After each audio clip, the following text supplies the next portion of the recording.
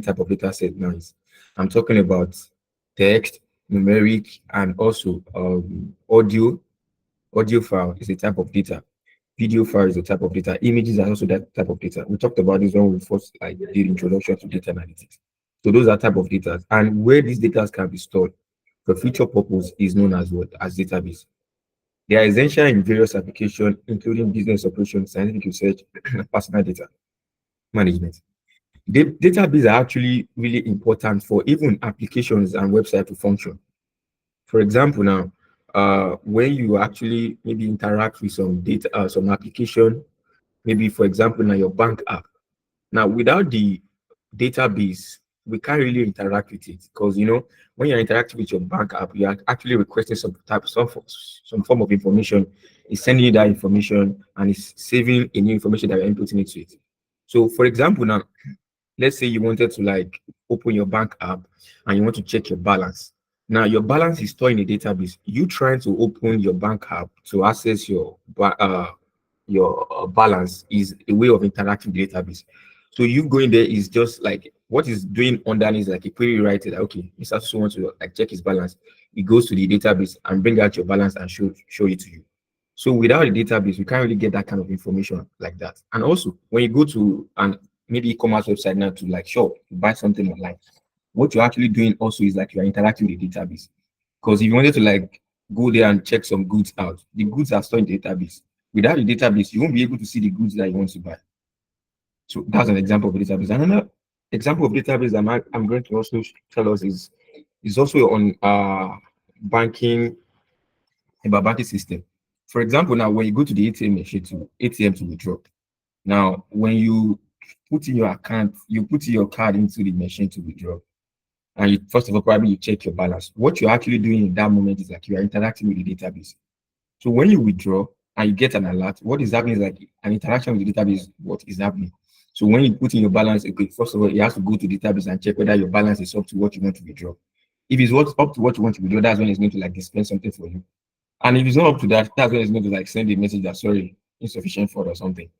And when you withdraw from the database, it tends to send information to the database like a query that okay, of this Mr. So information because he has withdrawn so amount. So deduct this from his amount from his balance and update his new balance. So stuff like that. So we do what we do with database, entire database day in, day out. Now, what are the various types of database that we have? Database can be categorized based on the different criteria, such as the data model, the usage, and the structure. But the major types of database that we have based on the model and structure is relational database and non-relational database. A relational database is a type of database whereby the data is arranged in a structured form. And what I mean by structured form is rows and columns.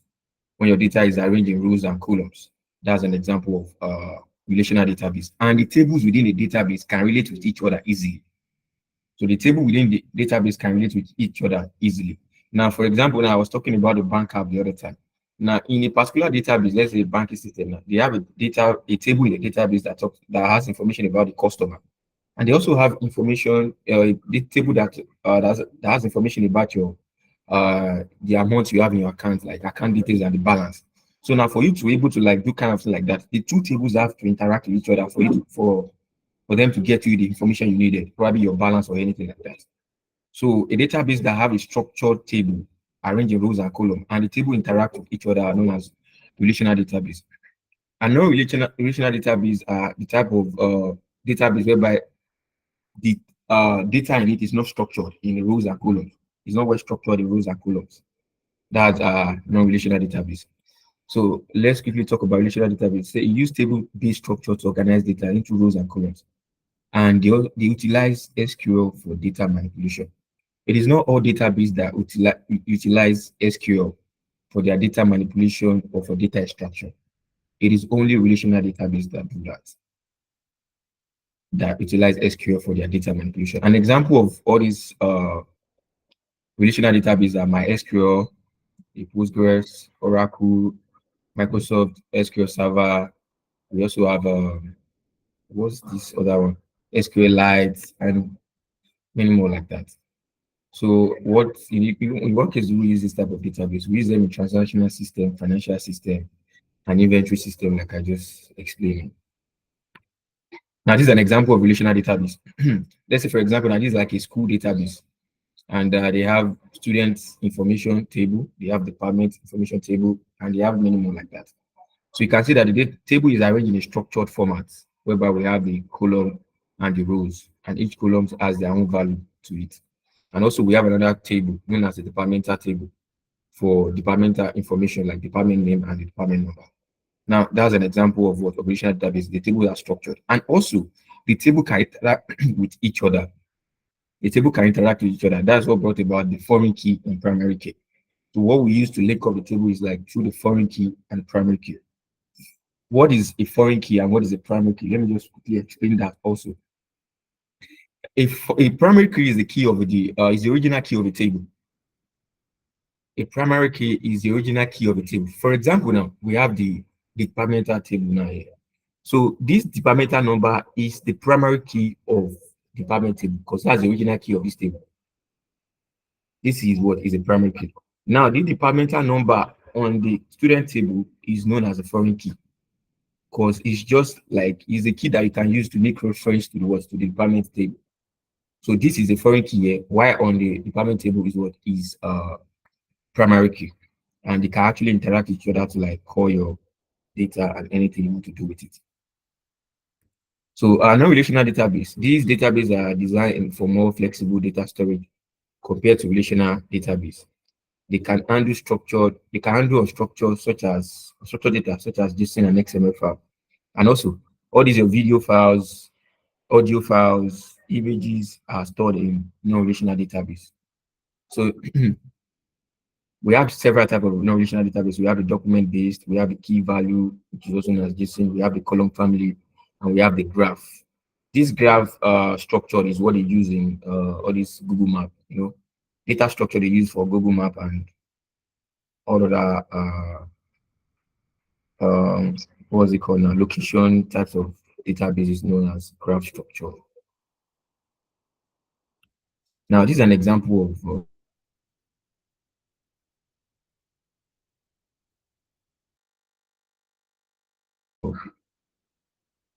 a non-relational database. This is the way they store data. It's not arranged in rows and columns. You just have a key value pair. So this is an example of an unstructured a data in non-relational database. Now, what are the key concept of database? We have the data, which we all know as a raw fact and figure. We have the database management system, like we have the software that interact with database like Postgres, MySQL, and the likes.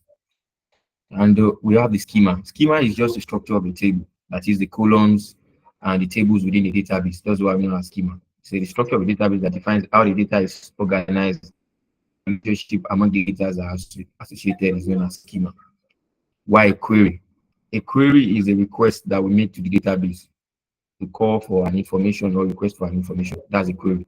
And you can only write your query in a relational database using the structured query language. That's the only language you understand. Then we have a table, a collection of related entries. It consists of rows and columns. We have a record. A record is a single row, while a feed is a column. So we have them here now. So this is an example of a feed. A feed can be, another name for feed is column or attribute. We can call it attribute, field, or column. Then we have the row. Row is just a single observation. We have the feed name, then we have the whole table. We have the data item, which are the individual values within the table. And we have the key feed. Key feed is like the primary key or foreign key within a table. So that's that database. Then now we've talked about different types of database and what the key concept of database and every other thing like that. Now the major operation carried out on the database are actually simplified into CRUD. So the acronym is CRUD. These are the basic operation we carry out on the database day in, day out. Anybody. So they are create, the C stands for create, the read, R stands for read, while the U stands for update, the D stands for delete. So when we're trying to talk about create, is when you are creating a table within a database. And but when you are setting up your application or your website, you have to do that. Like all the software developer create a table. So every application or website as well as a database that is storing the data set or the data that is generating or used to interact within the application. So that's the create. The read is like what we do as a data analyst. We're trying to like call the data from the database to extract data from the database. So that's what we do, read. And we have the updates. The update is what goes on within the database when a value is changed from one to the other. An example of the update is what I talked about when someone tried to withdraw money using the ATM, and when you withdraw a social amount, the database is going to update itself that okay, Mr. So has withdrawn so money, then it's going to like adjust the balance. Probably it has like 50,000 naira in his account before. When he withdraw like 20,000, it's going to update it like okay, change this amount to 30,000 because the person has withdrawn so amount. That's an update. And we have delete. This is when you delete your database or you delete the tables in your database. This is actually it's not really common and it's rare. And these are the four basic operations that are performed in on the database using the database management system. Then we have a request. Now, like I said earlier, as a data analyst, what we actually focus on is the reading of the data. We call the data from database and manipulate it. That's our major focus. And the only way we can use, the only language that the database understand, relational database understand, that we can use to make a request is SQL. So a request for a data or information from a database usually executed using a query language like structure query language SQL, which is the main focus of this session. So now we are going to be looking at basic SQL functions and basic queries within a database. And I believe we all have our Postgres installed. Can you hear me? Okay, so now I'm going to launch my Postgres now so that we can do some practice. So I'm going to type in. So when you actually install your Postgres, you can launch in the Postgres using the PG admin. So the PG admin is like a GUI. Someone made mention of something the other time, like the Beaver or something like that. So all those ones are just GUI, graphical user interface that you use to interact with the database. So for me now, what I'm going to be using is the PG admin, and the PG admin comes with the Postgres. When you install it, it comes with it. So I'm going to launch in the PG admin now, just to work with that database. So PG admin.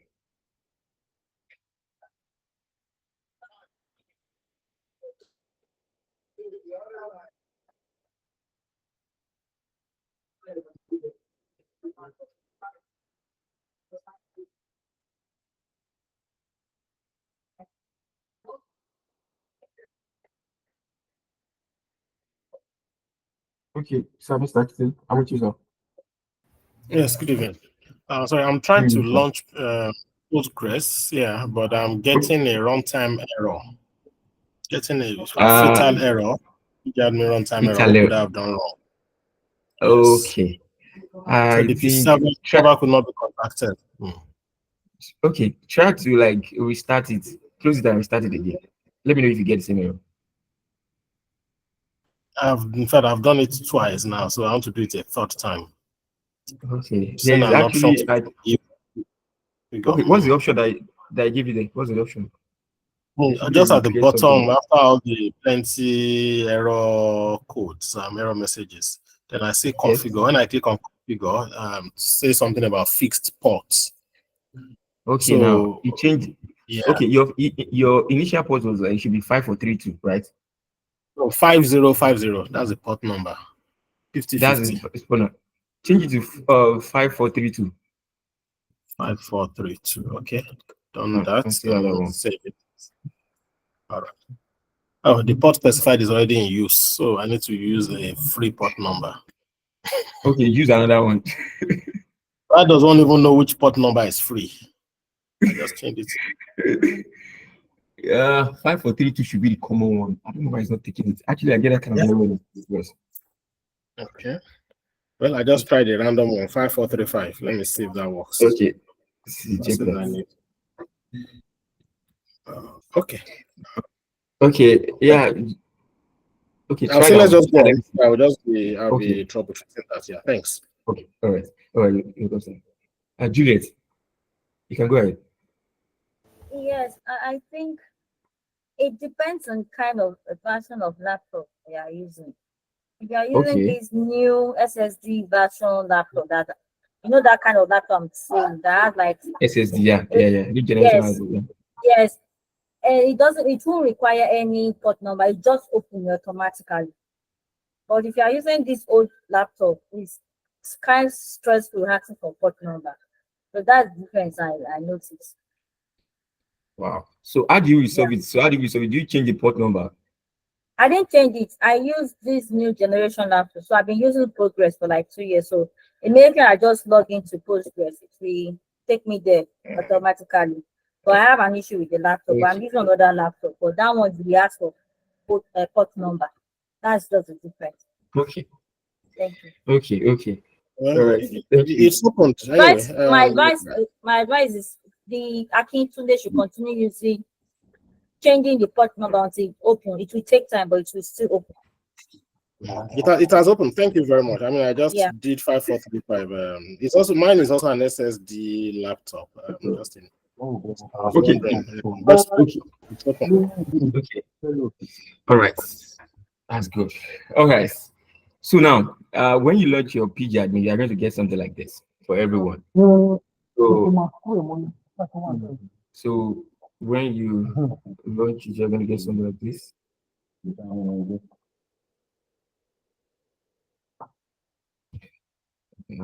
Okay.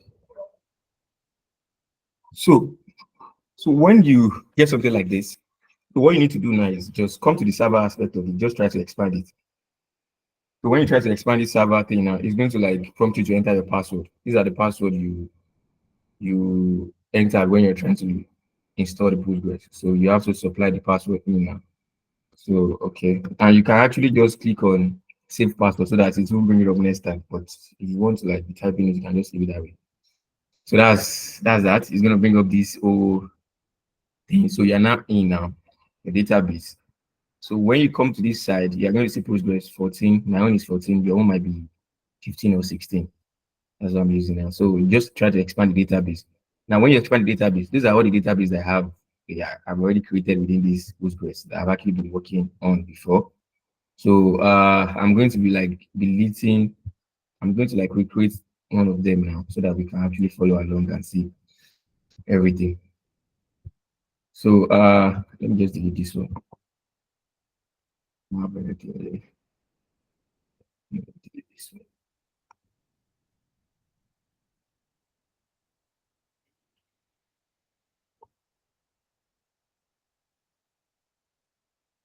So now to create an empty database now, you create an empty database within Postgres. You just have to click on the database and right click on it. When you right click on it, click on create, then you see database. Click on that. So it's going to ask you for the name of the database that you want to like. What name do you want to give to it? So I'm just going to give it some time that I did earlier. So after putting the name of the database there, click on save. So that's for that. Now I need to populate this database is empty now. There's no table inside. I just have an empty database. If you check the schema, you notice that everything here is actually empty.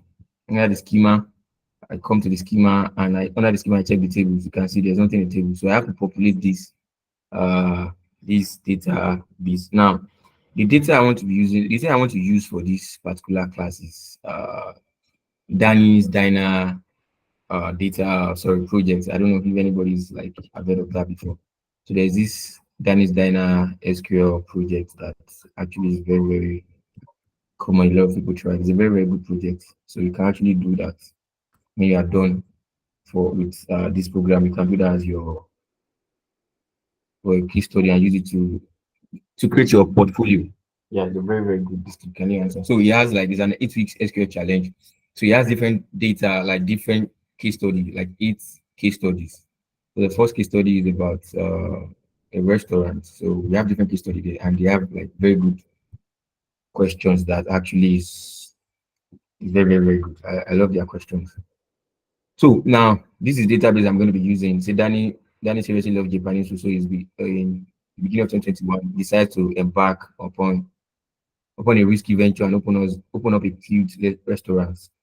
So so these are the information about the database. It has 3 tables: the sales, the menu, and the members. And these are the entity relationship. We are going to get to that in a bit. So what I want to do now is just I want to copy the data from here, so that we can create it within our own database that we just created now. So I want to create. So I'm going to like edit in feeding. Just to copy the table.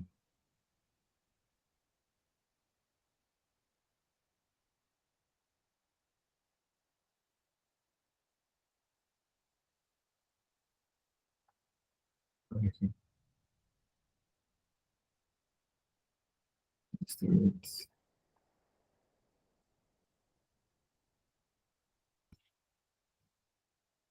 So now to copy the table information, I have to edit this one in field like this. Just edit information. So I can now copy the table information here. You can see. Just copy everything and paste it in your own Postgres. So after copying that data now or the query. So for me to now write the query in my own database, so I have to just select the database I'm to work with, which is the Dyna database. So after selecting the Dyna database, so I have to click on the query to open an interface for me to write my query. So click on the query tool now, and automatically it's going to open a blank space for you to write your query. So this is what you are going to get now. And the query, the table I'm about to create now is going to save on this Dyna's database that I created. That's what I have to select it before selecting the query tool. So what I need to do is just copy the query. I'm just going to paste the query here. And you can see. So the query that we have here is just to create a table. Like I said, the Dyna's project contains 3 tables, which are the sales, menu, and the members. Now I want to create the sales table now. To create a table within a database, the first thing you need to do is just write the create table. So after writing the create table, that's the function for creating a table. So the next thing you have to put in is the name of the table you want to create. So for this now, create table sales, like I want to create sales table. And after that, you open a bracket and state the columns that you want on this table. What are the columns you want on this particular table? So these are the columns we want. We want the customer ID, we want the order date, and the product ID. So for each of the column that you are actually stating, you have to put the data type there. What will be the data type of this particular column? It has to be in front of them. So after the customer, the name of the column, then you have to put the data type there. So for this customer ID now, the type of data type, the data type of the column is varchar, which is variable character. And what is coming out inside this varchar is the length of the data that you have to enter there. So the length of the data I'm to enter here is just 1. That is, it has to be of length 1. That's the value. And the next one is the order date. So what is the data type of this order date column? The data type is date. And the product ID, what is the data type of the product type? Is just integer. So after that, after creating the table and the column and the data type, then you can now proceed to populate the table. So now to populate the sales table, that's when we use the insert. Insert is for populating the table. Although all these things are not the things that are going to be doing manually, but it's very, very good just to have an idea of how to create a table within a database. Because you won't be creating a table. You understand now? It is the work of those that develop the application. But you know, when you're actually going for data warehouse and stuff like that, when you're doing all this and trying to load in data from one particular database to another data warehouse, you should have an idea of all these things.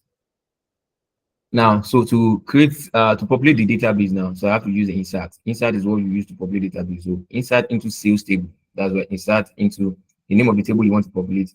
Then you have to state the order at which data is going to be populated, like this, the columns that is going to come first. So customer ID, order date, then product ID. So after that, you started populating the values like this. So you separate individual rows by comma. So for the first one here now, this one is for row 1, separate by comma, row 2, then row 3, like that, like that, like that. So that's how you populate the table. And you can see why I said this one cannot be done manually. So that's just how to populate the table within the database. And another table we create here is just menu table. So these are the columns that we have under the menu table. We have the product ID of integer data type. We have the product name, varchar of length 5. Then we have the price of data type integer. So for them to populate the data set, insert into the product ID, the product name, the price. Then you insert the values you want to populate it with. So after that, we create the members table. Okay, they have someone on there. Okay, I keep going. Yeah, good afternoon. Good evening, Good sorry. So afternoon. yeah, there was one voucher that had 5 and the other one had 1. It's Yeah. Can you explain why it's like that? So voucher is the length of the value that is to be entered in that particular column. Like, sorry, when I put voucher, I put 5 inside of it. So the 5 that I have here is the length of the value that should be entered inside that particular column. So for example, now, for the first one is 1, voucher 1, which is the column customer ID. So the value that I'm going to enter here now, the length must not be longer than 1. You understand now? If you have any value that the length is longer than 1, it's not going to take it. Okay. Do you get that, Daniel? So that's I that what get. I want. Yeah. Okay, So okay. same goes for this one too. So the reason why they put 5 here now is for the product name. You can see that the length of the product name is not, everything is not longer than 5. You understand? Yes, I For the understand. product is sushi. Yeah, so that's that. Yeah, thanks. Uh okay, you're welcome. Okay. Juliet, sorry, I'm with you. Please, how do you import the data set to the Postgres? Or do you do it manually? No, import data sets. Okay, now is that you create a table, or there's a way you can bring in data set also into Postgres. That's why probably you download some database, like database file. So you want to restore the database file into the Postgres. You can do that also. But for this one, we can actually look into that later on. But for this one, we are just trying to show us how to create a table within the database that Okay, we are going to work with. So we're just creating a table. Yeah. okay. All right. So the next one is actually member table, and the last, which is the last table, and we have the customer ID, which the data type is voucher, and we have the join date, which is date. So after populating or creating all these things within the database, so I can now run this one now to create a table with all this information. So I actually specify the information I want to populate in each table and the schema of each table. So what I need to do now is just to run it for the for the database to be populated. So to do that, I will just like click on this execute script, this thing that looks like play button. Just run it. So when you run it, you can see query returned successfully. So the table has been created within the database. So if I go to my database now, which is the Dyna, and I check the table, I should find, you can see there's nothing here now when I try to expand it. So let me refresh. To refresh, just click on this, where's that thing again? Under the object, just click on refresh. So when you refresh it, you have your data populated here now. So I have the table in my database now. So the members, the menu, the sales table. So now I can now manipulate this table and call the table and do some basic SQL queries within this particular table now. So to do that now, so what we are going to be looking at is some basic SQL queries, how to like call some data sets, how to call data in a particular table, how to all these functions, how to use them to manipulate your data and to actually call your data set so as to work with them. These are the things we are going to be looking at. So now the first function we are going to be looking at, or the first statement we are going to be looking at, is the select. Now, for you to make any form of manipulation or any form of calling of information or anything, you have to use the select function. So as a matter of fact, we as a data analyst, the type of function that statement that we use the most is the select. Because what we do most times is calling the data or manipulate the data just to get some information. Okay. Okay, Mr. Akitunde. Okay, thank you. Yes. So I saw to see the table, what we just saw was just the table Yeah. name. So is there a place where you can actually have a visual view of the table, even though I know it's empty as of now? Just like a visual view as what you see in Excel, in in some other systems where you see them columns, rows, and that kind of thing. Is there a way you see that? Okay. So I can visualize the table. No, there's no way to like see them visually, but what you can see is the schema. Now, can you hear me? So what you can see is the schema. For example, now, if I try to like expand each table now, I can just expand on the columns to these the columns that are there. You understand? Under this, we have customer ID. These are the things we can see. The only way we can actually see or visualize what we have in the data is when you now call them out and see the value itself. Okay. You understand? When you call them and see the value itself. Sure. Right. So now for this one now, for me to now start working with the table now. So what I need to do is just I'm going to be working with the Dyna database. So I have to select it. select the database now, and click on the query to just to open a new interface for me to write my query. I can use this one, but I just want to create a new one just for us to like have a fresh something. So click on the query tool, then we have this thing now. So the first thing I'm going to be talking about is the select function. Okay, please go ahead. Okay, I think I have good evening, brother. please can you help me send the link to that Danny, what's it called? Steiner. Yeah. Okay. Yeah. Okay. Probably someone is going to send it to the group page now. All right. Toby, Precious, Mariam, please can you both send us that link to the group? Yeah, we can also see it. Okay.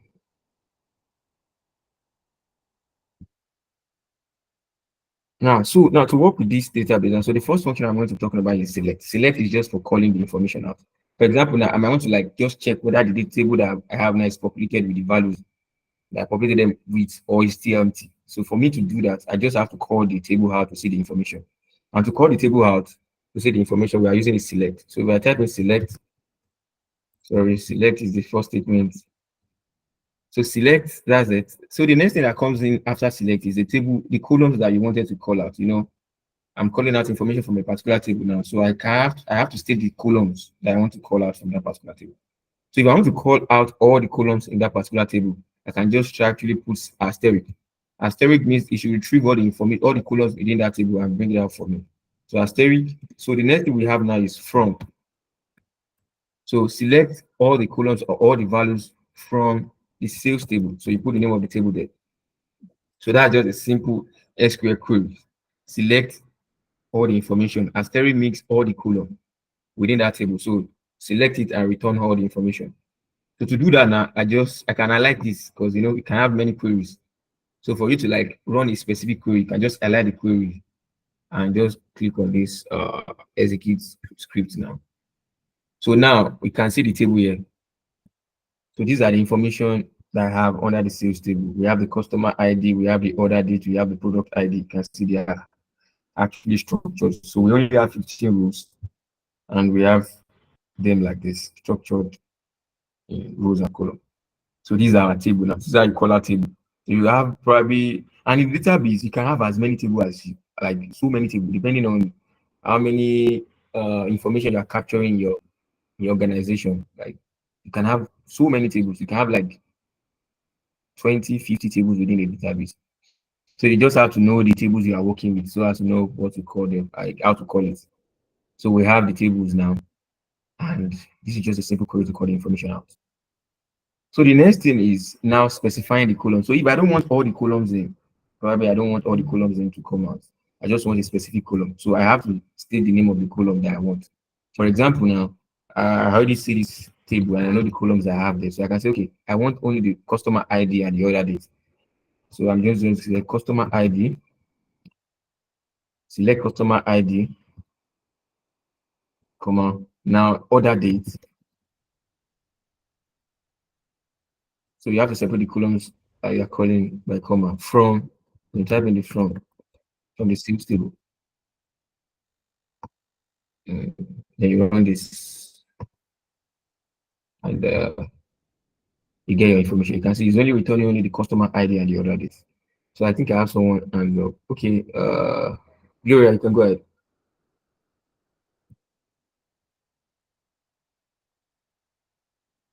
Gloria, you can go ahead. Seven is not showing. My screen is not showing. Yes. I don't know if others can see it. Can you see I'm now? not seeing. No. It's not showing.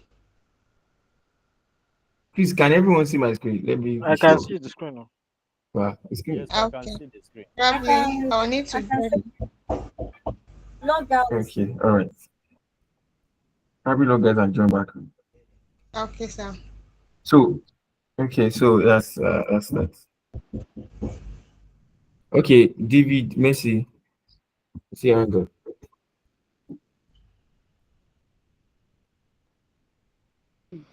David, are you there? Don't worry. I can see the screen. Okay. So that's That's that about calling some basic information, and that is what you want to do. And this is just the basic thing you need to understand about writing SQL queries. Every other complicated or advanced query that you're going to build, you are going to build it on select. So understanding this basic part is actually very, very, very important because every other query will be built on this. So if I want to manipulate my database or like try to extract information, probably they ask me, okay, to give them some specific information in the company. Is through the manipulation of the database using the select function that I'm going to like to get that kind of thing. So now I have the select customer ID. So it's only returning the column stated here now. So that is what select is actually used for. Select the you select. Probably you state the column name that you want, or you just call all the column. It's still going to return all the rows. Get that? So if you use select all the column, which is the asterisk from sales, it's going to return all the rows for you. And also, if you call a specific column like customer ID another date, it's still going to return all the rows for you. So now, how do you limit the type of rows that you want the database to show for you? Is by using the where clause. So where clause is no. Before I go to where clause, now the next thing I want to talk about now is the limit. Sorry, before I go to where clause. Now, to limit the amount of rows, number of rows that the query returns, you can use the limit to do that. First of all, and also to comment your code or to comment your query, you can just use double hyphen and just type in the comment there. So we have the select. Let's talk about select. So the next one we want to talk about now is the limit. So the next when we talk about limit is just like you stating the number of rows you want your query to return. So for example, now as I have this one, select customer ID order date from sales. When I run it, it's returning the all rows that we have in the table for me, and I don't want that. So I want to limit the number of rows that this query is going to return. So I can just put in the number of rows that I want it to return. So that would be like limit. Then you state the number of rows you want it to return. Like say 5. Then it's going to return 5 rows for you. I can see that's that. So limit is just return. And this returning of 5 rows is just random. It's not like probably is actually in one way or the other, or probably you met a particular criteria. Actually, if you order your columns or you order your table in a way, then it's going to return the top ones. But for this one, and before we get to that one, it's just returning the rows for you randomly. So the next one I want to talk about now is to actually restrict the number of rows that you return is the where clause. So the where clause allows you to filter the rows that the query is going to return. Unlike this limit now, I don't really have control on the rows that the limit return. It's only going to return 5 rows for me. But for the where clause, I can determine the rows the query is to return. So by applying the filter to it, so where clause is actually for filtering to filter the rows that you want out. So for example, now I can say select. I can say select asterisk.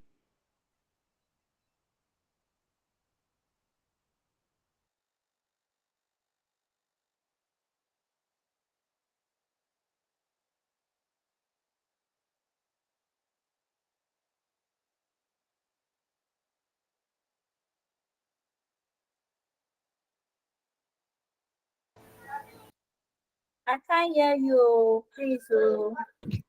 From sales. Oh, no. Sorry, can you hear me back? Yes, I sir. don't know. I lost that. We can hear you now.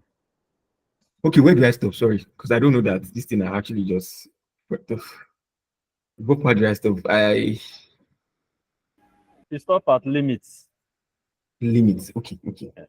So limit is just to return the specified number of rows, like I explained here now. If I wanted to return maybe 5 rows, I can just do that. Like, okay, select customer ID and return the what? I return 5 rows for me. So, like I said, these 5 rows is just returning the rows like at random. It's not like probably it's following one pattern or anything like that. It's just returning the rows at random. Now, if I wanted to now filter out a particular row that I actually needed, probably I don't want to return all the rows. I want these specific rows. Then we can use the where clause. So what we use to filter the rows is the where clause. So an example is this. When I said select star from sales, where, that's the filter clause there. Where so is equal to so. So in that case, I can say where the customer ID or the product ID is equal to 1. Let me just do that like that. Where the product ID. No. Product ID is equal to 1. So in this case now, it's only going to bring out the rules where the product ID is equal to 1. It's not going to bring out everything. So that is what we use the where clause for. It's just to filter out your what, the values that you want. And you can see we only have the values for when the product ID is equal to 1. So that is where clause. And for this where clause, we can use different types of operators with it, like comparison operator, and like I explained here, we have comparison operator, we have logical operator. And what I mean by comparison operator is all these equals to, greater than, less than, greater than, less than, greater than or equals to, less than or equals to, no equals to, all sort of things like that. That's the comparison operator. And you can use this to filter out the values that you want. So I can say in this case now, where the product ID is greater than, maybe greater than 2. No, this one is going to return only where the product ID is greater than 2 for me. And you can see we have only 3 here. And I can say greater than or equals to 2. So those are the different comparison operator depending on what you want to filter out. And we have 2 and 3. I can say less than 2. I say less than 2. Then it's going to return only product ID. I will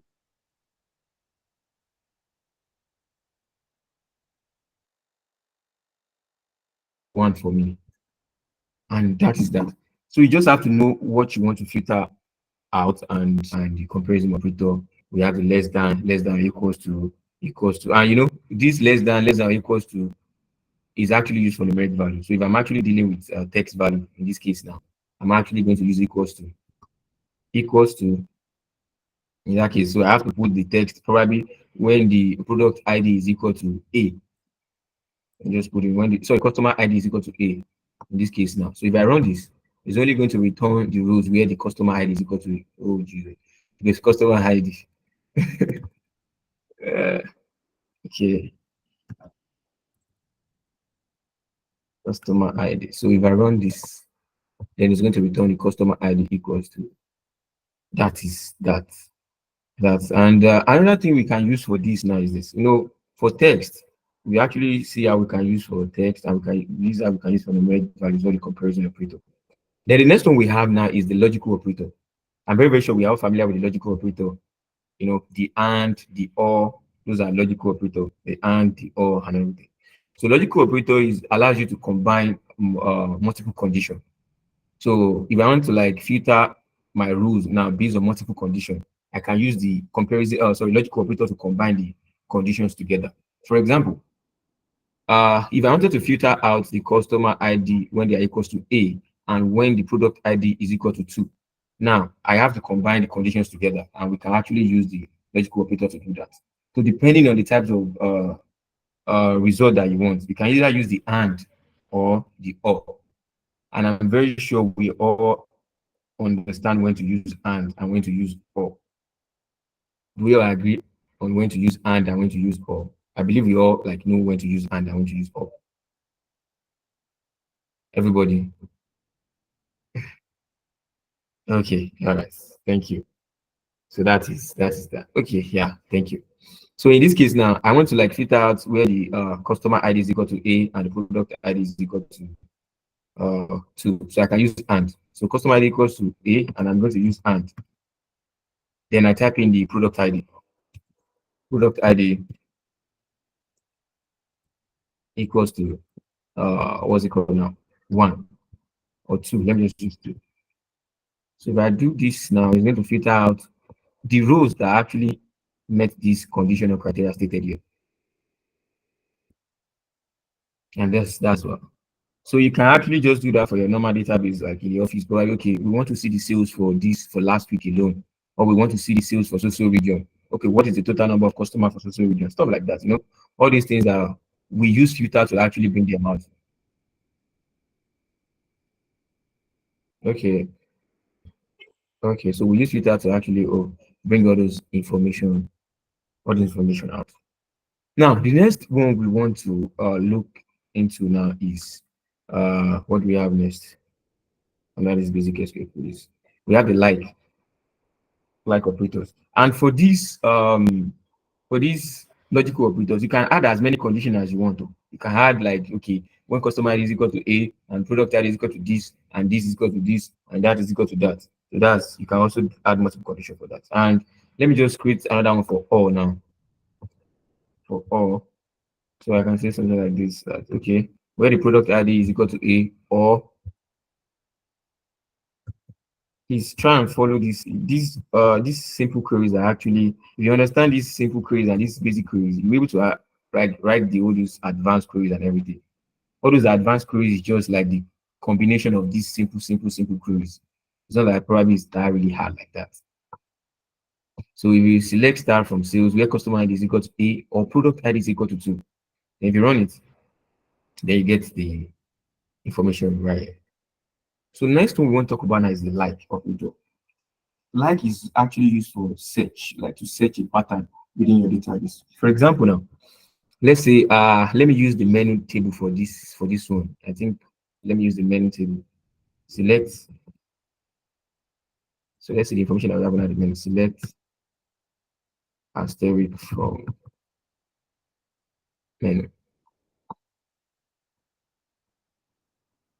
So we have these are the menu table. So these are the products that we actually sell in our restaurants. We have the product ID, we have the product name, we have the price. Now, what I want to do now is I want to uh, filter out some values from the product. Like I want to filter out some value with a particular product name, but I don't actually know the product name. What I want to do now is like, okay, I know that the product start with S, so I want to filter out all the values that start with S, that the product name start with S. In that case, I can use the like operator to do that, and we tend to call that wildcard. Try to just create a search pattern for SQL to just look up from the table. So in that case now, let's say for example, I want to like filter out the rows where the product name is equal to, where the product name start with S. So probably I'm looking for a particular product name that start with S, and I don't really know the name. So I just want to like, okay, filter out, bring out all the rows that the product name start with S. Then I can now do select start from menu, where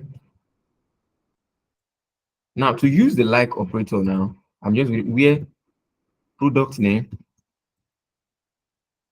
underscore like. So I'm going to use the like now, where product name is like. Then I'm going to put the search pattern here. So what I want to do now is this. I know that the product name start with S. So what I'm going to do is I put in quote. So if I type in S here now, I'm going to put percentage at the end of it. So what this one is trying to say is like bring out all the product name, all the rows that the product name start with S. You can see this percentage means like every other thing that comes with it. As long as they start with S, just bring them out. So that's what this one is. That's what this particular code is saying. So if I run this now, it's only going to bring out sushi for you. And that is that.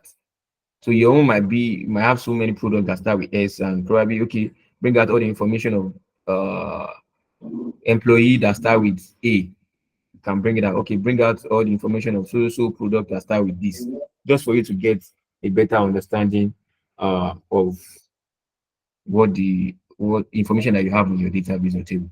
So that's that. And you can actually manipulate this one now. It might be that probably the thing ends with S. So if it ends with S, then you are going to put the percentage sign first. That is everything that ends with what? With S. So that's that. That's like a wildcard search. Use that a lot in right. So you can see we don't have any product name that ends with S. Yes, that's why it is not returning anything. You might say, okay, probably you know that this particular information contains, that thing that we did in SQL in Excel. For those that are actually in the Excel class, when we are doing filter, there's something that begins with, ends with, contain. These are the things that we're actually doing here. Okay. David Messi, I can see your hand up. David Messi, your hand is up. Okay, Mr. Akitune. Okay, so I have a couple of questions. First off, I see that you're using the percentage sign as the wildcard character, and what is common across all platforms is asterisk. I just wanted to know, does asterisk also work here, or is anything SQL the percentage? It has to be percentage. Okay, for SQL. It has to be percentage for SQL. Yeah, it's percentage. Okay, so that's it. Okay. Okay, I think because of that select star, maybe so that's why it doesn't allow you to use asterisk. Yeah, because we actually use asterisk to call all the columns in before. Okay. Yeah, I think that's the logic behind it. Yes. Okay. So secondly, you know, in Excel you can write some very complex formulas, if, nested if, and all that. Can you also do that in SQL? Those Yes, very, you can do very that. complex that have multiple conditions and all that. Okay. Yes, you can do that in SQL also. We have a case for that to do that. There's a bunch of code case. Yeah, you can do that. All right. Thank you very much. You're welcome, sir. So, Mr. Adegoke. Yeah, please, the link you shared for the database, I've gone through the website. I can't find a link where I can actually download the database. So I'm kind of no. So the thing is this: when you click on it, when you select the thing like this now, you get something like this.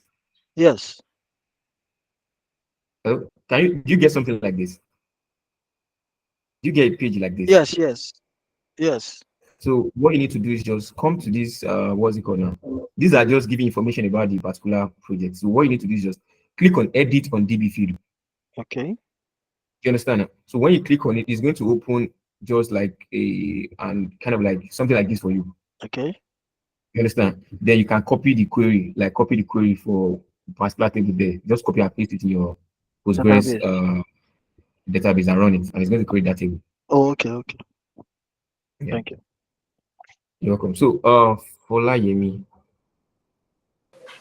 Hello. So I want to ask that if we want to search for, let's say, a data set with customer name on it, and we want to look for customer name with maybe Tolu or Tokbe, can we write the full name?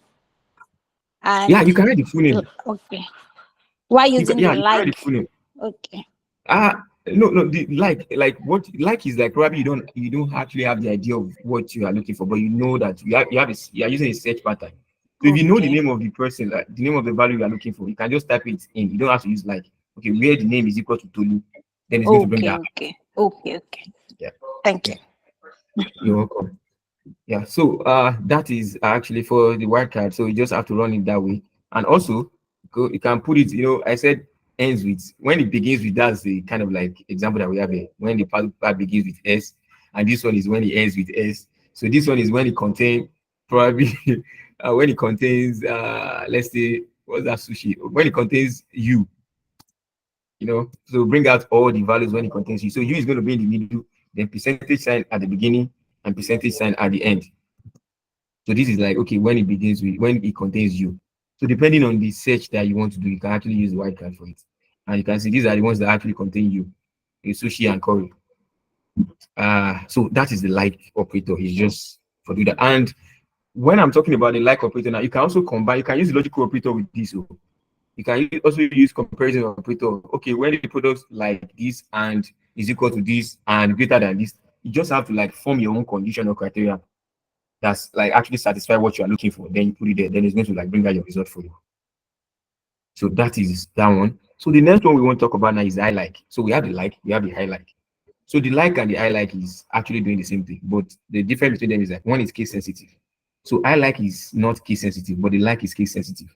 So if I put in a capital letter W here, U here now, because there's no capital letter U in all the distance, so it's going to return nothing for me because you couldn't find anything that has capital letter U. So like is case sensitive. So if you actually probably that okay, what you are looking for, you want it to be case sensitive because the letter you actually looking for is case sensitive. Like yes, capital letter, you can actually use this like. But if you are just doing a random like general search of everyone that start with what maybe U, be it capital or small letter, then you have to use the I like. So how do I use the I like now? It's just the same way with this one. So just select. What do I get this thing? So I just have to copy this one and paste it. So copy and paste it. So for this one, I'm going to put I like at the back. You can see, let me put capital hard. So all these ones are not all these statements, all these functions are not case sensitive. You can write them in small letter or capital letter, but just for your this thing to look, very nice. That's I'm actually doing that. So select star from menu where the product name I like you. So if I run this for small letter U, then I'm going to get my answer, which is that. So if I run it for capital letter U also, I'm still going to get something for it. So this I like is not actually case sensitive. So that's the difference between like and I like, but they are both doing the same thing. That's it. It's still giving me all the listing. Please, do we have anybody with any question before we proceed? Because I've been talking so that are you all with me? Are you all following me? Well, I just noticed that for the I like you also had the white card before and after the Yes. Okay. So you can actually use it the way you create the white card for both like you can also do the same thing for I like.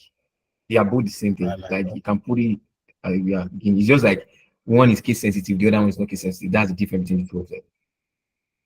All right. So Mr. Kasmi. Yeah, thank you so much. Welcome, My sir. my concern is on the database management. So Okay. the file you open already has the code written, as in Yeah. written there, which you just copy and paste and then run it. Yes. Then Yes. if you want to get other data from online, will Yeah. the code be there also, or must you I get your question. so do we just download the file No, no, no, of no. You our don't. local machine and then upload it in this thing? And No, no, it doesn't work like that. It doesn't work like that. So this one we are doing is just like a practice, like a sample. We are just using a sample database. In real sense of it, what they do is that they create a table within a database. It is the interaction of people with that particular application or website that generates the data. You okay, understand? Let's say, for example, now I create an e-commerce website. They just create a table there. So the more you go there to buy stuff, that's when it started populating the data tables with the data set.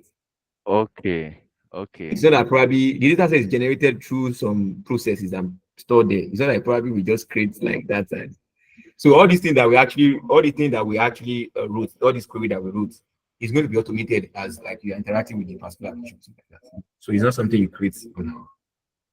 okay. So is it the data engineer or the database manager that will be doing, because Now, the area? no, so what actually happened is this, like, we have the software developer for a Okay, normal transactional database now. When a person is actually creating or developing your software, you have to create the database with it. okay, Now, okay, there's no actually an application that doesn't have a database. So when they are creating your software, they will create a database so that when you are interacting with the application, the data is there. And okay, as you are interacting, it is also storing some data there also. So that's the okay, way it works. okay. Yeah. Whenever you want you want to use the data, you now copy the code and then. Yeah, so when you want now to use the data set, that's when you now write query to call out the data set that you need. You understand? I said earlier that the more you interact with your application or website, it's generating data for you. Yeah, You understand? Just like yeah, when you go to the bank now and you actually go there to open your account. When you are opening your account, they give you some things to some form, and they fill in the form. So as they're filling the form online, it's actually saving your data to the database. Do you get what I'm saying now? yeah, Or when you are filling a particular form online and they give you form, it's saving your data in the database. So for you now to like call the data, probably you want to do some analysis with the data now. Then you yeah. can now write a query. You write a query like select so data from so table. Then it's going to bring that for you to like Oh, work with. okay. That is to say that if those database, it will be linked to SQL. Yeah, definitely. It's linked to Okay. If that be it. the case, our problem is solved. Is half solved. That, that's why we are saying yeah. It's all right. Is the work of database administrator to get you access to the database for you to write your query. Okay. All right. Yeah, Okay. Yeah, so thank you. David, you're welcome. Hello, boss. Well done. Yeah, good day, wherever I see you. All My right. question is that I saw Thank you. someone working with the SQL because that person is my friend, but he used to use artificial intelligence to get the queries. Is it advisable? It's advisable, my brother. Yeah. So the thing is this. Now, let me actually explain some things for us about not only SQL now, probably programming language coding, or even writing DAX formulas in SQL. Nobody knows everything offhand and the off it, what they call it. No. So the thing is this. So all the software developer that we normally see and everybody that's writing code or query, we just see that they just probably go online and they will just sit down and you see like, well, that one is a movie that everybody will just face it a laptop and start typing and for like so although we have some people that are really good. That's I won't take that. We have some people that are really good and they can actually sit down with their system, start writing their code like just like that. But my brother, if you're actually starting on this, everybody open Google by the side. Yes. So and so a lot of people open ChatGPT. Now that we have ChatGPT 4 now, that's it. But Because before I you tried can use the other day. I okay, tried yeah, to write query for this on ChatGPT, and it gave me yeah, the. I wrote some query on ChatGPT. I used okay. ChatGPT, but when queries that the ChatGPT gave me, there are some maybe errors there, but I tried to correct it That's the with. thing. Yeah, that's where the concern now come out. So when the ChatGPT or Google give you a code now, it won't actually solve that particular thing that you wanted to solve. It's just going to give you a template code. You Exactly. understand that? But if you don't, that is why you have to have the knowledge of it. So if you have the knowledge of it, you can now fine tune it to what you want. So for Exactly. That's example, now that's the whole thing there. So if I go on ChatGPT now to write a code, it'll give me a code to probably extract or manipulate this data set. If I don't really understand how to write query in Postgres or anything like that, I won't be able to like fine tune it or change it to what I want, and that can be a problem. yes, You yes. understand now, sir? So that is the whole thing. So the whole thing is like you having the knowledge of it. When you have the basic knowledge of it, even when you get your code from online or a particular place, you can now tweak it or fine tune it to what you want, and you can use it. And that is how we learn. I don't So the know. more Maybe you go to ChatGPT, I don't know where we are still going to have that a class for that one to how to use AI for ah, it. I am not promising that to be the answer that if there's time, but nah, it's not actually part of our curriculum. But if Because time permits us, they said that he's yeah, working for Power BI and Excel too. But I so you don't can as well, they use yeah, AI for Power BI and Excel too. Is it true? you can write your DAX formula using your ChatGPT. So it's actually you can do that in ChatGPT. So And please, I would like to train us at least for that one too. And a little bit. Just us too. all right, let's see how that goes. Let's see how it goes. I'm not promise that. Okay, so Okay. now let's go to Yes, because sir. of our time. All right. Now the next one I want to talk about now is the in operator. In operator is just it's just when you're trying to like filter out some rows for a particular value. Now, an example is this: if I'm trying to get like I state something here that okay, give me select all the values, all the columns where select everything from sales where probably product name is equal to A. Now in this case now, this is going to return bring out the product when the product is equal to this. Now, if I wanted to now find extract for multiple value, what's going on? What do I get? Where product name is equal to A. Is product name was this? Okay, customer ID. Where the customer ID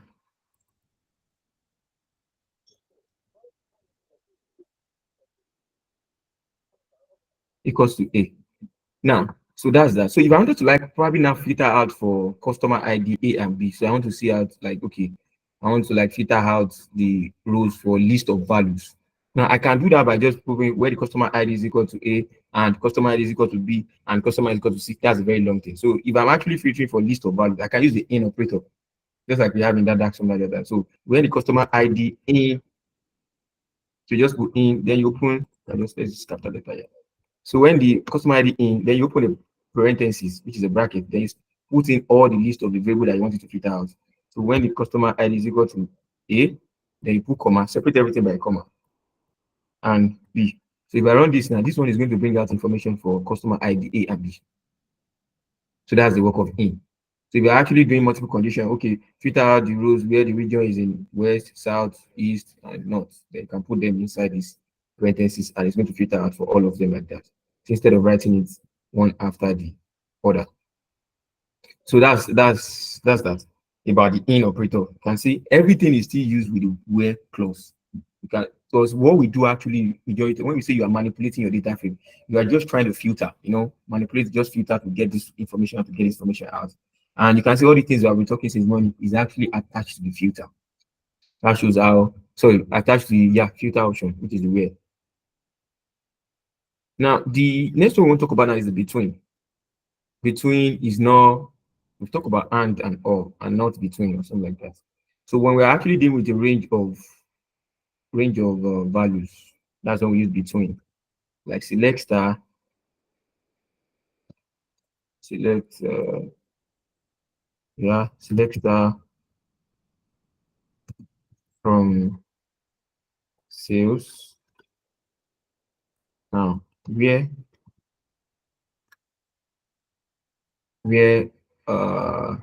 product ID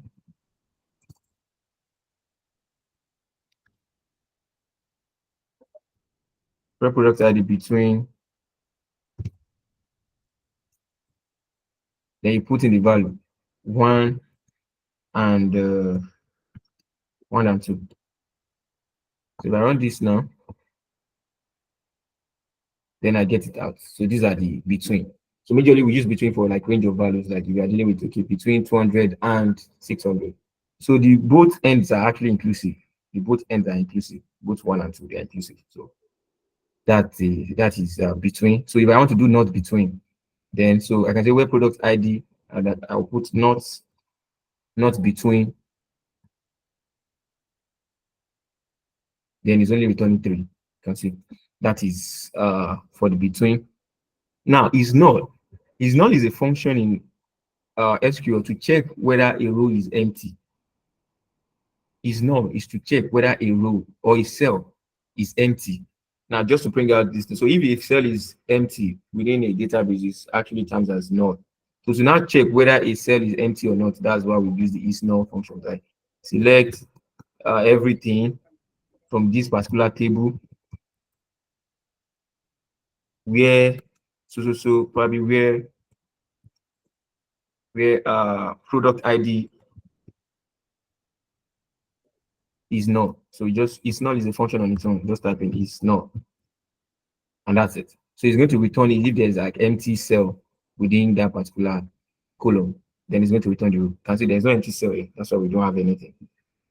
Yeah. So the next one we want to talk about now is we'll actually talk about the or and the and, which are the logical operator.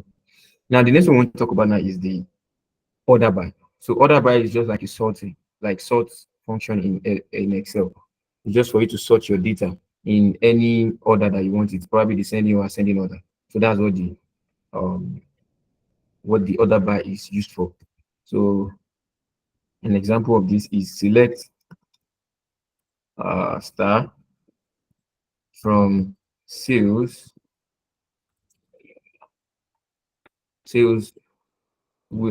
order by.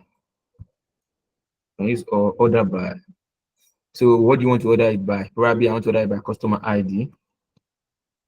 Well, let me order it by product ID. I think that product ID is now product underscore ID. So when you run this thing now, it's actually going to like bring out your information for you, like select star, and it's going to order it by. And when you use order by, the default ordering that you're going to get is actually the ascending order. So it's going to order your your table in ascending order.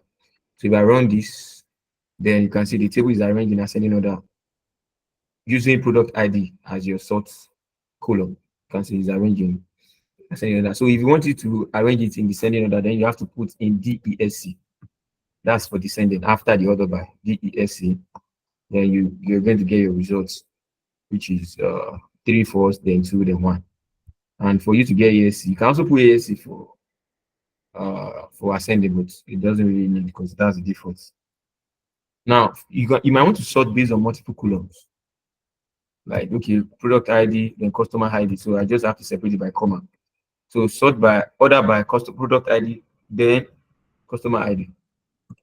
So you can actually put the order that you want to sort it after them. For example, now this one is going to do ascending. So I can say this one is ascending and this one is descending. So that one is going to like run it. So that's that. So that's some basic SQL queries in Postgres. Now let's now combine all the queries that we're writing together. So the whole thing now is now combining everything, bringing everything together to now answer a particular question. That is the whole thing. Please, are you with me?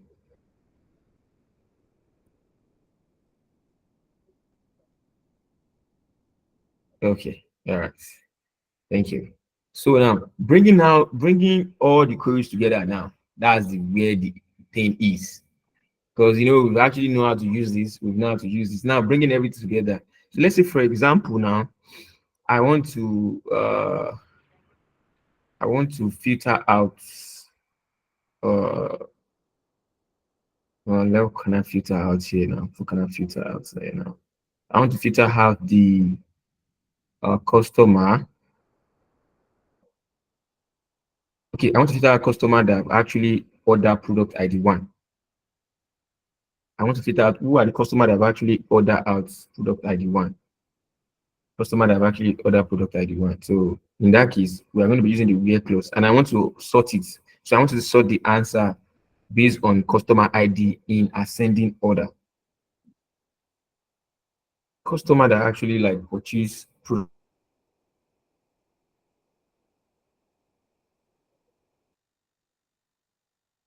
product ID 1, put them down and sort them in ascending order. So to do star from sales. Okay, now where product ID equals to 1, order by customer ID in ascending order, which is that. So I run this now. So this is my answer my code. And this is so all the customers have actually bought wait, so okay. This is okay. So Malaki, I'm with you. Good evening, sir. Good evening. Good evening. Okay. Please, my question is this query now that you are running, is it that you are extracting the data from the database or what?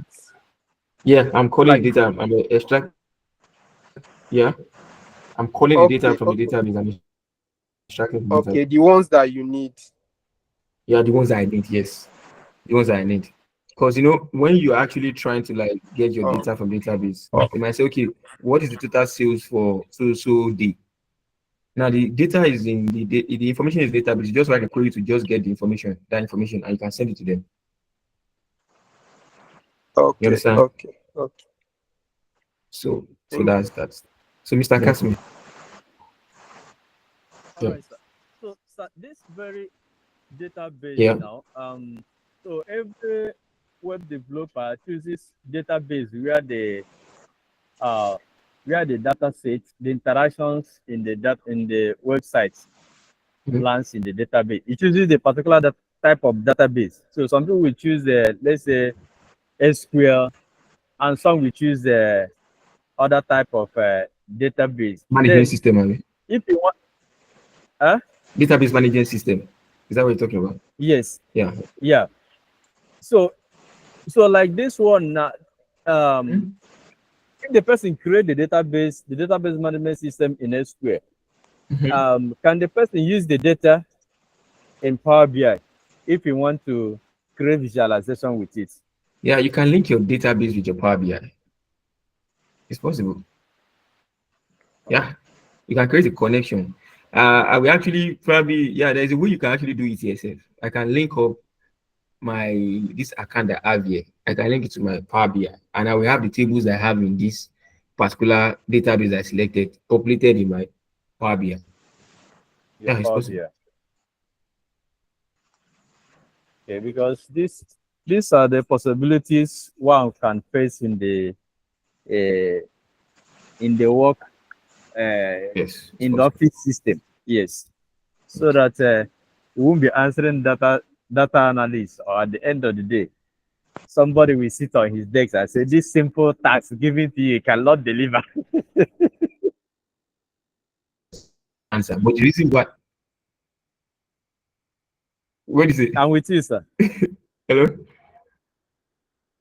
Okay, so we have so many questions that we are going to like answer with this database. Like I'm very, very sure when you dive into this question will actually make you think and actually stress you a bit. That's one of the things I love about this. And actually it's going to like make you do your research and just expand your knowledge on how to manipulate data with data, because this guy actually has some technical question and some real life question that you are going to like be coming across in day-to-day activities in your data and the data job. So these are the questions I ask. And the reason why we have not actually taken these questions because we have not covered the whole thing that we need to cover. There's a second video you have to enter, have to release. We've not covered everything that we need to cover. That's why we have not been able to answer this question. Although we are still going to answer some of them because we have some questions that we can answer when we are done with our all these basic queries. Probably that'll be tomorrow. But you can actually go through it. We have like 8 weeks challenge there, and the more you go, the more the more tougher it becomes.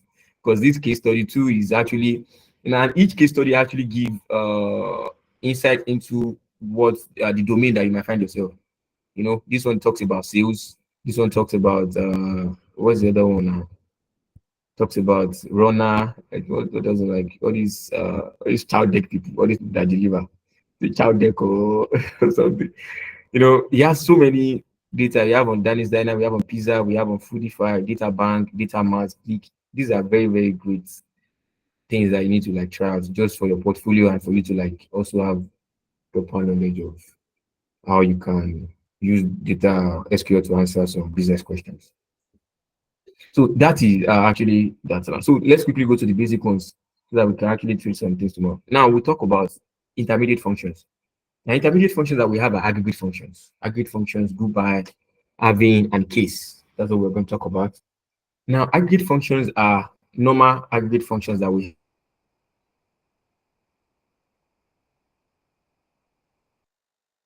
our Excel and Power BI. When I'm talking about aggregate functions, these are functions that actually take in and return a single value. The likes of sum. Okay, sum of all these numbers is going to return a single value for you. Then we have the average. Average is returning a single value. Maximum is returning a single value. Minimum is returning a single value. All these measure of central tendency to like median mode, they actually return a single value. So those are what we call aggregate functions. And also we have counts. Those are aggregate functions. Now, what are the aggregate functions that we have in SQL? Like all those aggregate functions that you can also use for all other analytical tools can also be used in SQL. So the likes of sum, what's the other one? We have the average, we have the count, we have the mean. Mean is also the average, rather. We have the max, we have the mean, we have the median, all those, even standard deviation is there. Sorry, standard deviation, PV. What else do we have again? As a mode also. We have mode. So all these aggregate functions that just return a single values can also be used within SQL, like Postgres that we have here.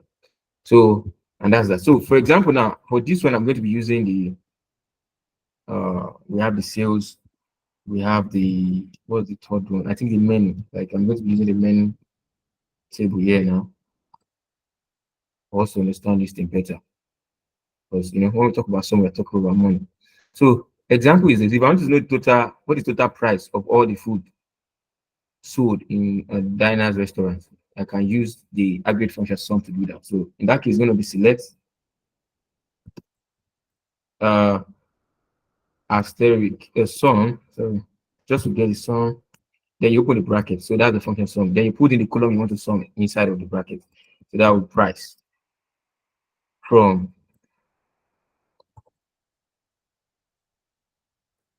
menu.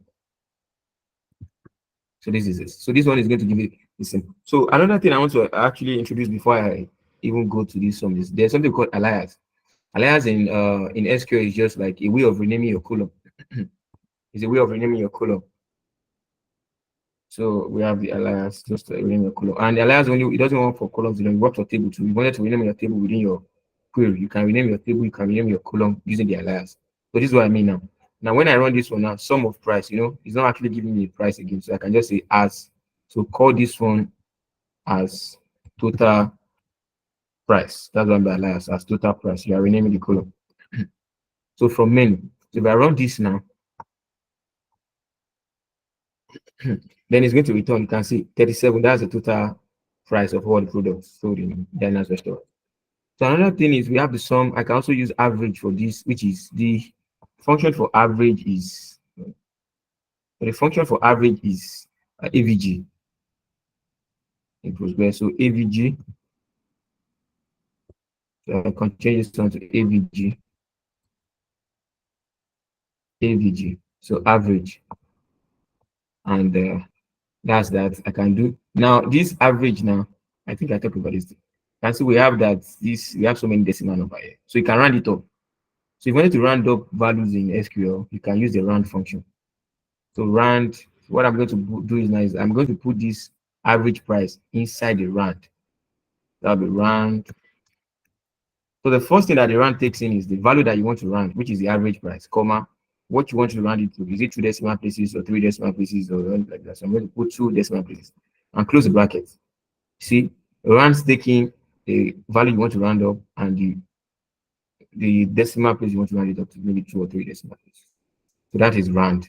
And you can see average now. So I can now rename this column to be as, I call this one average price.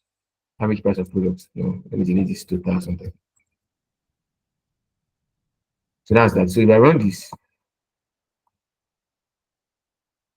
then we have 12.2. So that's average. So we have the max. Max is just the maximum number within your SQL.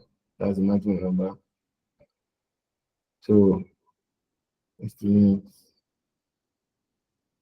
So for this now, it's going to be select max.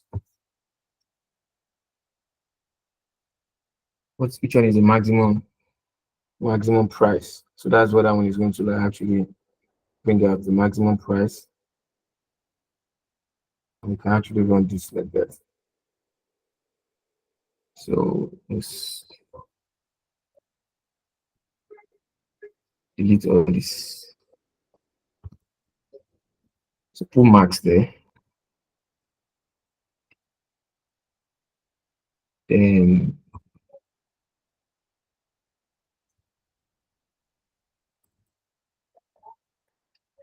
can get this like that. So that's that one. So we can actually do that one for what's it called now? For mean also. Now the other one that looks like it that actually is quite different from all this one is the median. So you wanted to get the median in SQL. There's something we call percentile. That's the function we use to get the median. Percentile count or something. I don't know. So percentile. So you just to get the median is going to be select percentile count or counts. That's the name of the function for getting median. So median does not really have this median something in Postgres. Count and that you put in. So for median, a median is actually the middle number, which is 0.5. We have the first quarter, which is the 25%. We have the second quarter, which is the median. Then we have the third quarter. So that one is 0.5. So you have to put 0.5 for median. Then you have to do within group. It's a very long code. Then you put in within group. That is the within group is the column that you wanted to get the median of within group. Then you put the within group. So when you put it within group, you have to open a bracket. It's a very long one for median. We didn't group order by, because the reason why you're actually doing this now, when you wanted to get median, you have to order the median in actually the values in descending and ascending order for you to get the median, which is the middle number. Order by, then you put the column that you're actually trying to get the median, which is the price. Order by price. That's the very long function for this. So you can set this one as median from, let's leave it like that, from sales. If I run this, I'm actually making some mistake here. Where do we miss it? Where do we miss it? Where do we miss it?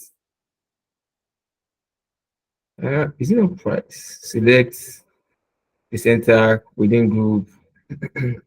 Order by, what am I using here?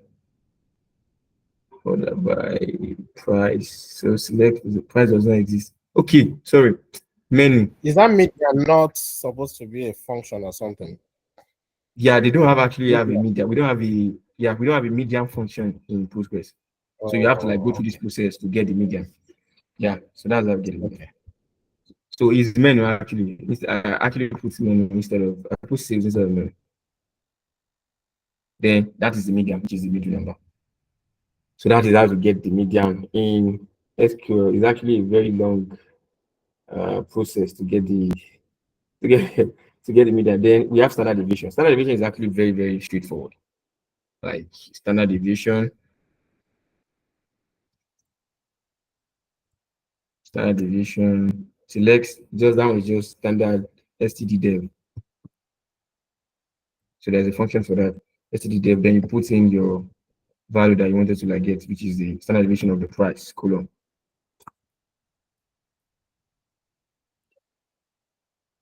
Someone actually had to this thing. Just a minute, because okay. So std dev, then we go from, so just put menu. So that is actually all those functions that you can get. So that's the standard deviation. So you can actually just run down up into any the number of decimal places you want. So the next one we want to talk about now is count. Count is just like getting the number of occurrences for a particular value. So I'm going to be using sales for this count thing now. So if I use select count, that's count asterisk, that is count the number of rows that we have in that table from sales. That's going to give us the count of the transaction that we have on our sales table, which is 15. And also you can count a column, probably count customer ID. So this one is going to give you, is going to count the number of occurrences that we have in customer ID for each row, not that unique now. Count customer ID from sales. You are going to get 15 for this also. Now, so if I want to get it, I want to know the total number of my customer now. I want to know the total number of my customer. If I use count customer ID, it's not going to give me the total number of customer. It's only going to give me the total number of customer that I've actually, number of transaction that I've actually had with all the customer. That's what it's going to return. So to get the total number of customer, unique customer that we have, then we have to use a distinct with the count. If we wanted to get a distinct value, use a distinct with the count. So that will be select count. Now the distinct will come inside the bracket where you have the name of the column. So distinct. Customer ID,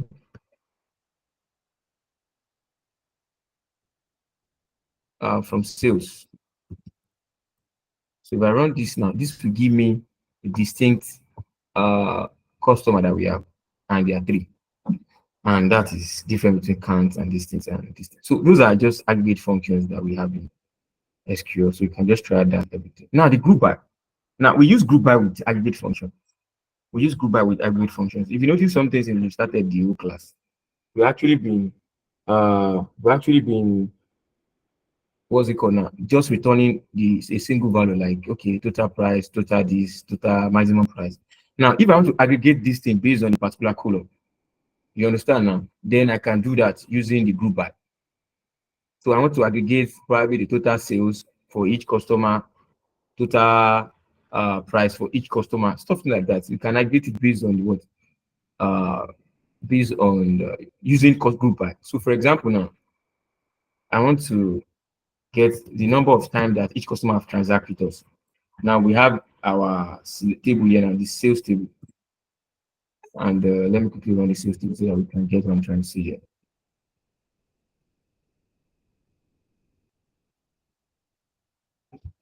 Let's copy this too. So I got this now. We're putting sales now. So if you notice that when we run the sales table, each customer have actually transacted with us more than one time. You can see customer A come order a product from us, it's also date. Customer A also order another product from us, it's also date, different products and everything like that. So I wanted to know the number of times that each customer have transacted with us. I can do that by using count. So I'm going to get the number of count that each customer has transacted with us. In that case, I have to aggregate the counts based on each customer. In that case, that is when I have to introduce group by. So if I'm aggregating a value based on another variable or column, then the group by has to come in. The reason why we've not been using group by in this case is because we are not aggregating all these values based on anything. We are just returning a single value. So in that case, now if I wanted to get the count or total transaction made by each customer, then I have to select customer ID, comma, then I have to do count. So I just put count asterisk there. Then from sales. Now, if I run this thing now, it's going to give me error. It's going to ask for a group by that. Okay, what do you want us to group these results by? What column do you want us to group it by? And majority of time is the column, the first column that you group it by. So you can see now. So I'm going to say, okay, group by. That's when I'm going to group by customer ID. If I run this now, we're going to get our answer. And this is the total number of times that each customer has transacted with us. Customer B have actually transacted 6 times, C 3 times, and A. You can order your system, this thing by customer, order by customer ID. In ascending order, so you can use the ESC. And you want this. And we get our this thing arranging ascending order. So that is actually what we use group by on. So if you're actually grouping it by based on, so I want to say, okay, I want to know the total time that each customer have transacted with us, the total number of products that each customer have actually purchased from our customer. So I want to know the product that each customer purchased from our restaurant. So I can actually do something like order by select customer ID, comma product ID. To know the product that they order and the number of times they order each product. Customer ID, comma. Then I can run this as probably count as total transaction. The total order. Let's just total order from sales order by customer ID. So when you're actually aggregating based on, I'm aggregating this total order based on customer ID and product ID. So I have to bring in the customer ID and product ID in my group by. So if I run this thing now, it's going to give me an error that, okay, you've not included a product ID in your group by. So I have to bring it here, comma, product ID. So the number of columns that you have here that comes before the aggregate column, the aggregate value, then you have to group all the columns in your group by. That is actually the logic behind it. So if I run this now, you can see customer A has actually ordered product two times. Customer A has actually ordered product three times. Customer A has actually ordered product one time. That's why you made the whole order 6. And same goes for B and C. So that is that for goodbye. Please, are you all with me? Okay, all right. Thank you.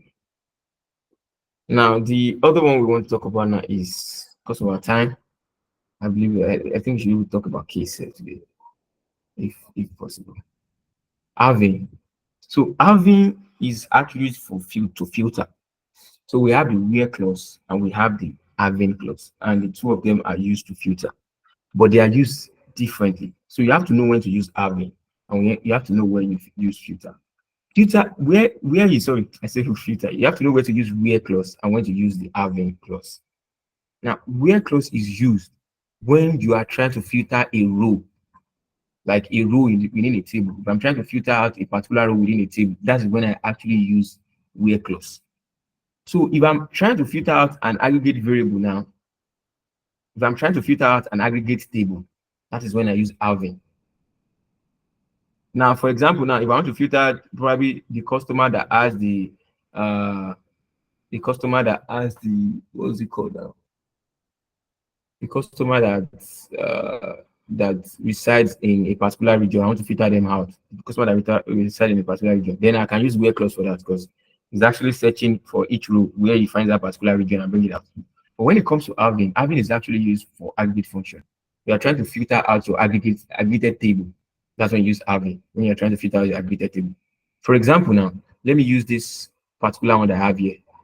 This one now. It says select customer ID, count of customer ID from sales, group by customer ID. So if I wanted to now know the customer that have made more than 4 orders,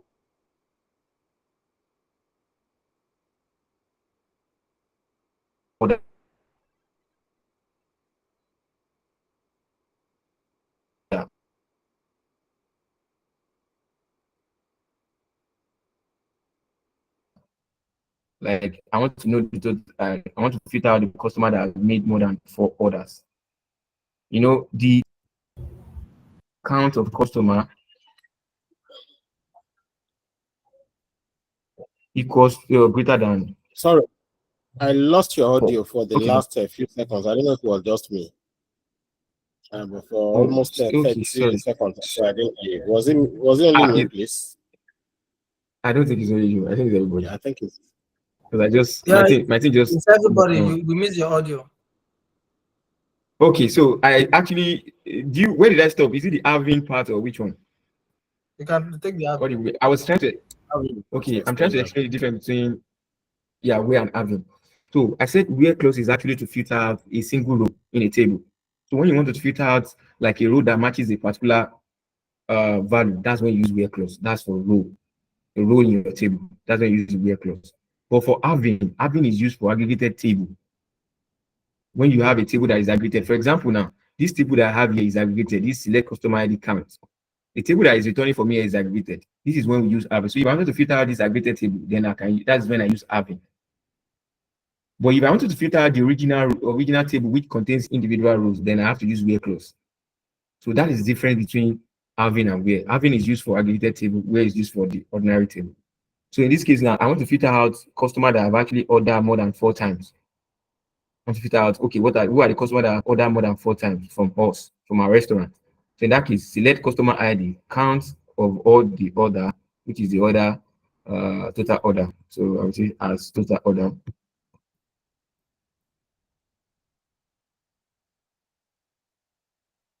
Total order. So now I say group by customer ID. Now what comes after the group by is now the halving. So you wanted to use halving. After the group by is the halving before you type in your order by. So halving, select customer ID, count of customer ID as total order from sale, group by customer ID. Halving counts, that is the aggregate function that will put the counts greater than 4. Like I said, I want to filter out customer that have actually order from us more than 4 times. So having counts greater than 4. If I run this now, then it's going to filter out all the customers that have actually made more than 4 orders, and these are the results now. So in this case now, I can't use where clause because it is an aggregated table. Are you with me? So that is actually the difference between the where clause. Please, do we get this part very well? Okay. Okay. All right. Thank you. So that's the difference between having and where clause. But they actually do the same thing, just to filter out a group, but we use them in different cases. So that's the difference between having and where clause. So the next one that we have now is the case.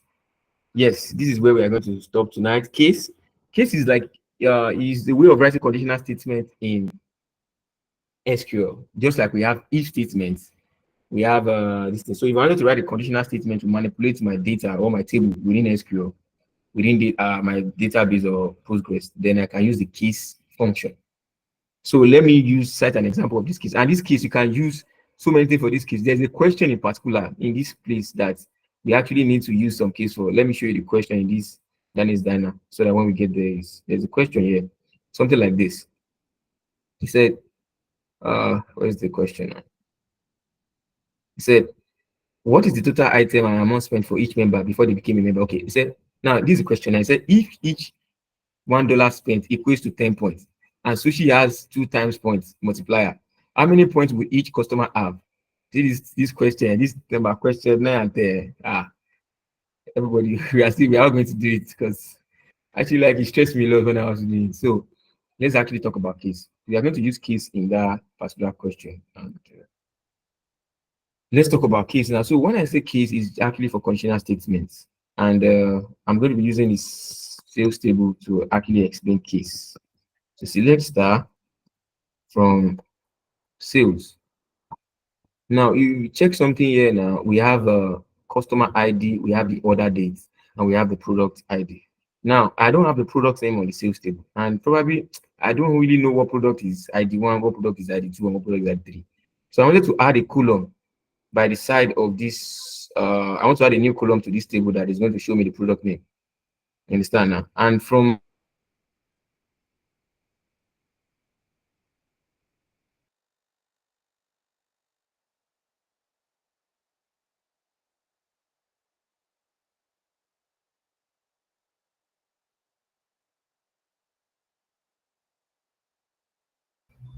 Audio is gone again. Okay. Yeah. Okay. Lost audio. Okay. Yeah, welcome back, everybody. I'm sorry. I don't know what's happening to my network here. So, I actually want to talk about.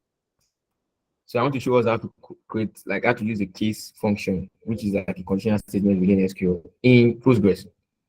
So, and the main thing I want to use it for is this. I want to create a new column within this sales table that is going to like contain the product name. Because from the sales table, I don't have the product name here. I only have what's it called? I only have the product ID. So I want to generate a new column that is going to show me the product name by the side using the product ID as the guide. So in that case now, that will be select asterisk. So select asterisk, like you should select all the columns, like you bring all the columns I have there initially. Then I put comma. So now I want to write the code. I want to create a condition to create my product name column. I want to write the condition to create my product name column. So that would be case. Case is like, okay, conditional statement. That's where you start. So whenever you wanted to write a conditional statement, you start with case. After that, this case is like if. So after that, what comes next is now your condition. So my condition will now be when product ID. I'm using the product ID as my guide. When product ID is equal to 1. You understand now? When product ID is equal to 1, then return. That's like then sushi. That's what it's going to return. What you want it to do. This is the condition when the product ID is equal to 1. What you want it to do is what comes after the then. Then I want it to return sushi. I think sushi is the first one. That's that. So the next one is now, okay, when again? When, that's the second condition. When the product ID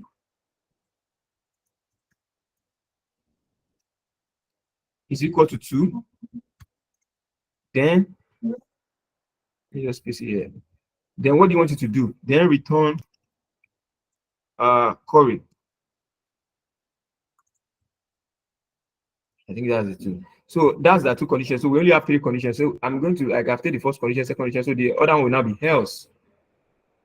That is else. If all these conditions above is now false, then return else. What do you want else to return? Return ramen. That's the last one. So that is a condition. That is just a simple conditional statement we wrote in SQL using the case. So after doing this now, so I can now just end it. You have to end your conditional statement. End. So you type in end here. You start with case and you end with end. So end. Then you can rename the column because this one is like what I just created now is for a single column as products name. So after that, after everything that, then you now like, okay, that's all from sales table. Then you run this. This is just a simple case statement. If I run this now, then I get there's a 9 column that is actually generated for me based on this. Please, do we understand this simple logic of case function?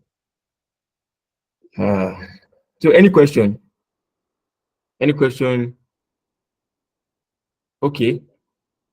So if there is no question, this is okay, Mr. Kasman. Okay. Yeah, Mr. Kasman, thank go you ahead. so. Yeah, thank you so much. This conditional statement. Please Yes. bring it up. Bring it up, please. Okay, I should bring it up. Okay. So here it say case when product Yeah. ID is equals 1, Yeah. then return 60. So yeah. So my issue here is returning 60. If does it mean that Yeah. 60 is a customer that bought something having No. product ID 1? No. So this is Or what I'm actually trying to explain. I don't Now, yeah. So we have product ID. Each product ID has their product name. If you check the menu table, let me show you something about the menu table. I'm just trying to like create something here. If you check the menu table here, you notice that each product ID 1 is named sushi, product ID 2 is named curry, product ID 3 is named ramen. Do you get that? Yeah. So I'm just trying to create a product name based on the product ID. That's why I said, okay, when the product ID is equal to 1, return sushi. When the product ID is equal to 2, return curry, and else return ramen as product name, just to generate a column. It's all Okay. right. All right. Mr. Akitune. Okay, thanks. Yeah. So all these different functions in SQL and their syntax, Yes. is there a place where Yes. you have a list of all of these different functions where you can access them? Yeah, there should be a way. I will check and actually send that to the group page. Yeah, Okay. That would be great. Then secondly, we have Postgres SQL, there's MySQL, there's SQL, all those other things, different platforms. If you learn SQL in one, is it the same across board, or there are variations?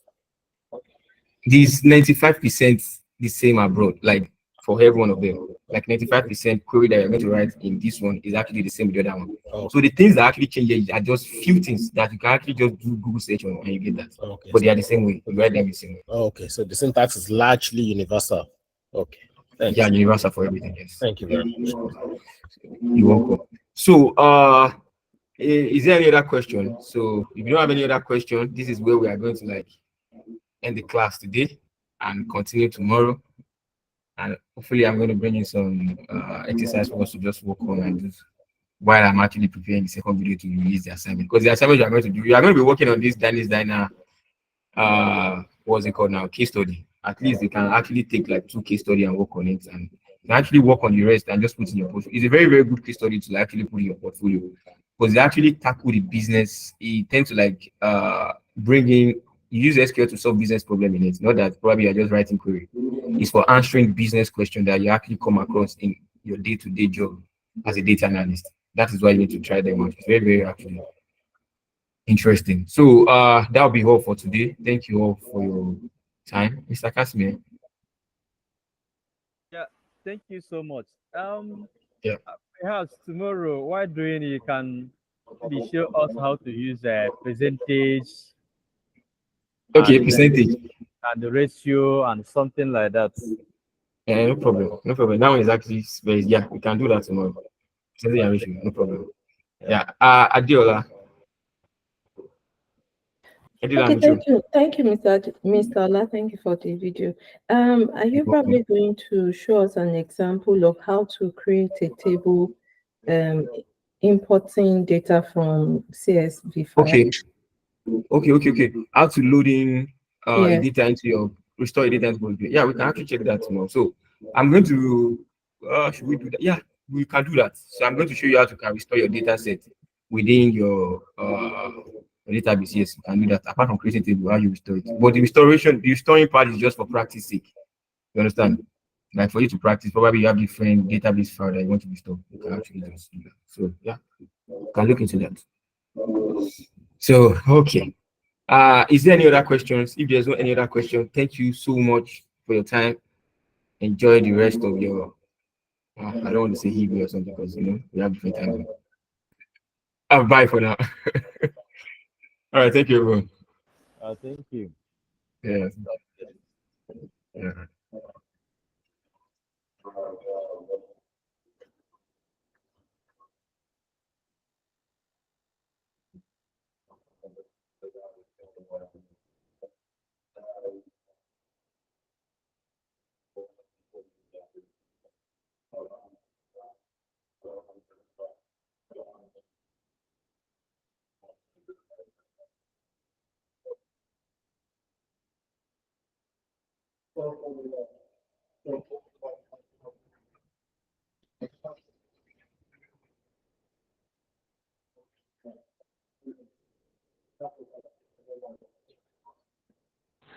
Good evening, Ola. Please, can you stop Let me recording? stop. Yeah, I'll do that now. I don't How you think so. doing? What? Fine.